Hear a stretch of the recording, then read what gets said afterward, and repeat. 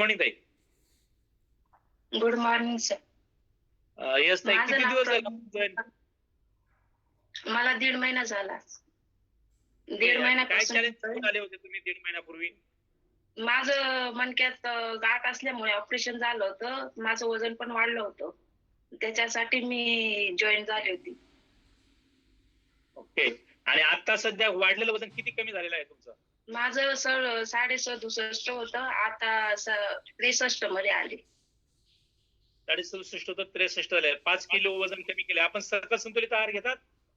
हो घेते आणि व्यायाम मला उभं राहून नाही करता येत कारण मी पायाने अपंग आहे ना, मग बसूनच व्यायाम करते. पण फिजिकली चॅलेंज असून देखील एक्सरसाइज करतात दररोज? हो. खुर्चीवर बसून व्यायाम करते मी. किती किती वाजता करता तुम्ही एक्सरसाइज? 5 वाजता 5:20 ला व्यायाम चालू होतो ना, मग तेव्हापासून करते मी. 4:45 लाच उठून जाते मी रोज. ओके. सो सगळेजण पार्टिसिपेट लक्षात घ्या इकडं. ताई जे सांगतायत ते ऐका की त्या फिजिकली चॅलेंज आहेत तरी देखील त्या सकाळी ठीक 5 वाजता उठतात आणि 5 वाजता उठून त्या एक्सरसाइज करतात. आणि खुर्चीवरती बसून तुम्ही व्यायाम करून त्या ठिकाणी किती किलोग्राम वजन कमी केलंय? 5 किलो. 5 किलो.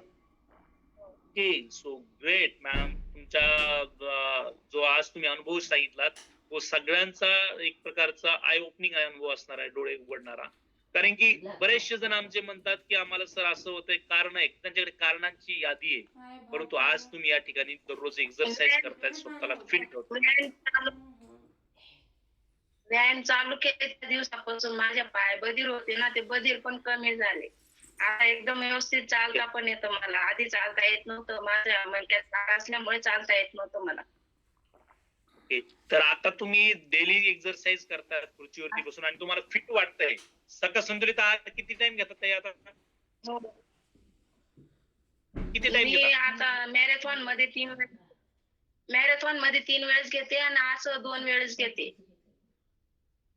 खूप छान. तर लक्षात असून द्या, आपल्याला आयुष्यभर जर का निरोगी आणि मस्त जर का जगायचं आहे तर त्या निरोगी जगण्याची चावी तुमच्याकडेच आहे, तुमच्याकडे स्वतःकडेच आहे. ती आहे तुमची दिनचर्या. तुम्ही सकाळी उठल्यापासून संध्याकाळी झोपेपर्यंत काय करतात, काय खातात याच्यावरती तुमचं आयुष्य निरोगी राहणार आहे. आणि निरोगी आयुष्य निश्चितपणे आनंद देऊन जातं, आनंद. आणि जे रोगाने ग्रासलेलं जे आयुष्य ना, ते आपल्याच आयुष्यात नाही तर आपल्या कुटुंबाच्या आयुष्यात देखील ते दुःख देऊन जात असतं. त्यामुळे प्रयत्न करा की आपण स्वतःला निरोगी ठेवणार आहोत, आपल्या कुटुंबाला निरोगी ठेवणार. खूप छान वाटलं ताई आपल्याशी बोलून या ठिकाणी.